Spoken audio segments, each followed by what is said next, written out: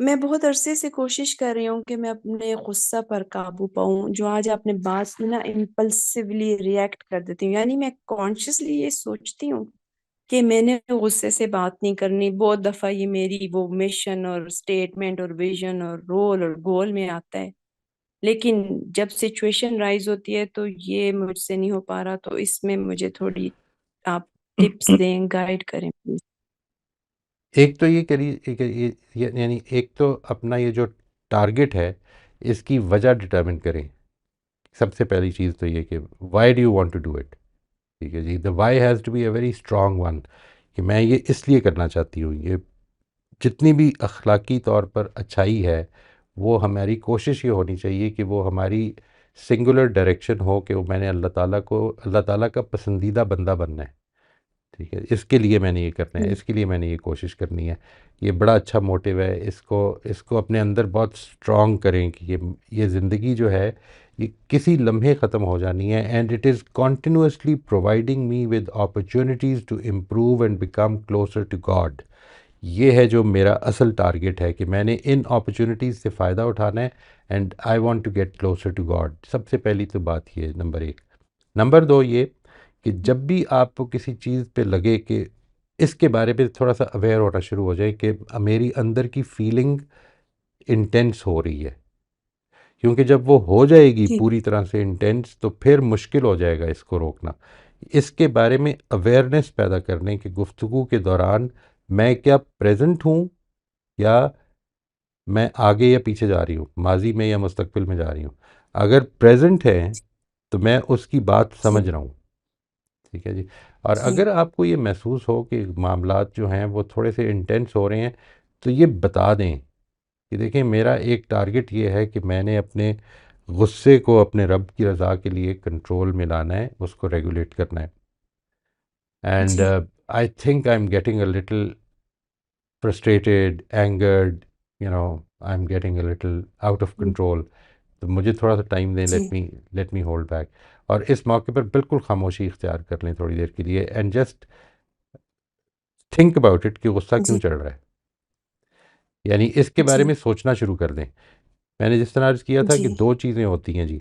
एक ये होती है कि हम आम तौर पर अपने किसी पैटर्न के साथ उसको उसमें रख के, पैटर्न्स गलत नहीं होते हैं, इसको ज़हन में रखिए, लेकिन पैटर्न्स इनकम्प्लीट इन्फॉर्मेशन पर मबनी होते हैं। यानी ये बात कि लोगों जी को सच्चाई के साथ बात करनी चाहिए, लेकिन एक आदमी जब बोल रहा है और वो मेरे ख्याल में झूठ बोल रहा है, तो मैं उसके ऊपर ये चीज़ चस्पा कर देता हूँ कि ये झूठ है और अब मुझे इसको ठीक करना है। नहीं, ये जी झूठ मेरे लिए हो सकता है कि ये खिलाफ वाक़या बात हो। ये क्या समझता है और किस तरह से ये देख रहा है, ये मुझे मालूम नहीं है। ठीक है, या ये कितना डरा हुआ है। जी जिस तरह भी हमने कहा, विल पावर की कमी होती है। इंसान जानता है कि झूठ है, लेकिन वो बोलने से रोक नहीं पा रहा होता। तो let me get out of this. मैंने असल में उस मकसद के लिए इस मौके पर अपनी बर्तरी नहीं साबित करनी, मैंने अपने आप को ठीक नहीं साबित करना, मैंने इस रिलेशनशिप को विन करना है।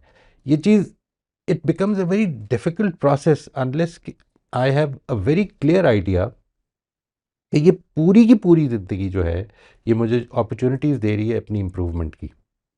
अगर मसला डिबेट जीतना है तो फिर मैं अपॉर्चुनिटीज़ को छोड़ना पड़ेगा मुझे।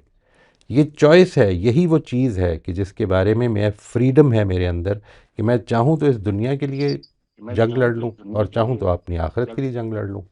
ये आपकी चॉइस है। इस चॉइस को हमने ठीक इस्तेमाल करना है। जी sir, thank you so much. क्या मैं बाकी पार्टिसिपेंट्स की इजाज़त से 1-2 मिनट और ले सकती हूँ? जी जी, आप फरमाइए। ओके। कुछ ऐसे बात है कि मेरे बचपन में यानी टीन एज में मेरे फादर की डेथ की बहुत हालात, यानी कि आई डोंट नो इफ और सिक्योर है, मैं सेफ फील नहीं कर रही। उनकी डेथ हुई है ऐसे कि मैं बता नहीं सकती।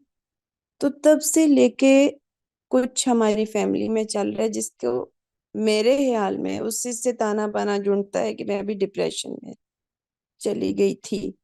अब मैं डिप्रेशन से स्ट्रगल कर रही हूँ।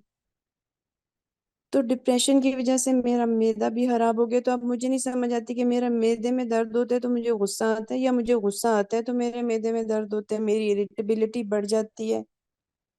तो क्या मैं आपसे पर्सनली इससे बात करूं या इसी आप फोरम कर पे सकती अपने हैं अगर ऊपर आप काम चाहें। करूं? यानी मुझे इसके लिए थोड़ा सा ज़्यादा जानना पड़ेगा, लेकिन ये बात इसको अच्छी जी तरह से समझ लें कि ये दोनों ही सूरतें हो सकती हैं। ठीक है जी। यानी जी एक चीज़ ये होती है जिसको जिसको हम कहते हैं साइकोजेनिक, यानी एक चीज़ जी साइकोलॉजिकली एमनेट होती है और वो उसके असरात जिस्म पे भी हो जाते हैं। एक होती है सोमैटोजेनिक। जी ठीक है जी। यानी इंसान के जिस्म में कोई प्रॉब्लम होती है, बायोलॉजिकल फिजियोलॉजिकल प्रॉब्लम होती है जो उसकी साइकोलॉजी। मिसाल के तौर पर आप अच्छी तरह से सो नहीं सके रात को, तो आपका स्ट्रेस लेवल जी अगले दिन बढ़ जाएगा। ठीक है। यानी वो जी फिज़िकल वजह है, लेकिन उसके साइकोलॉजिकल असरात होंगे। कभी साइकोलॉजिकल वजह होगी और उसके फिज़िकल असरात हो जाएंगे। ये दोनों ही सूरतें हो सकती जी हैं। लेकिन हमें जो चीज़ इम्पॉर्टेंट है इसको याद रखना है। आपने आपने ये डिटर्मिन नहीं जी करना, ये इसकी ज़रूरत नहीं है। एक तो ये कि ये मैं इस चीज़ का बहुत सख्त अगेंस्ट हूँ कि आप किसी से बात करें और आपसे ये कहा जाए कि आप depression, you are clinically depressed for instance. ठीक है, या ये कि आपको ये प्रॉब्लम है। I don't think that this जी is a very professional way of dealing with things. ठीक है, हमें ये कभी नहीं करना चाहिए। जी हमें जो चीज़ करनी चाहिए जी वो ये है कि जो आपके बस में है, जो आप कर सकती हैं, वो बताना चाहिए कि आपको क्या करना है। मिसाल के तौर पर ये बताया जी जा सकता है कि आपको जब ये पता चलता है कि अभी देखिए, अभी आपने बात फरमाई, ठीक है, ये जो आप बात कर रही जी हैं, इसमें आपकी सोच ये नहीं है कि जो आपको डिप्रेस कर रही है, बल्कि आपकी सोच ये है कि मैंने बोलना क्या है। तो आपने वो सोच रोक ली है ना। ये जो आप सोच रोक सकते हैं, ये आपके पास ये जी इख्तियार अभी भी है और आम तौर पे भी रहता है। जी ठीक है जी। दिस जी is something which you need to recognise. इसको छोड़ जी दें कि लोग क्या कह जी रहे हैं कि आप डिप्रेसिव हैं या आप डिप्रेशन का शिकार हैं क्या। नहीं, जो भी कुछ है, आपके पास आज भी इख्तियार है। ये अभी आपने ये इख्तियार यूज़ किया है। यू नॉट थिंकिंग जी अबाउट दोज थाट्स जो डिप्रेसिव हैं आपके लिए। जी ठीक है। ठीक है, जजाकल्ला सर। मैं फिर इस बहुत पे कोशिश कर रही हूँ इंशाल्लाह, और मैं आपसे फिर इंशाल्लाह।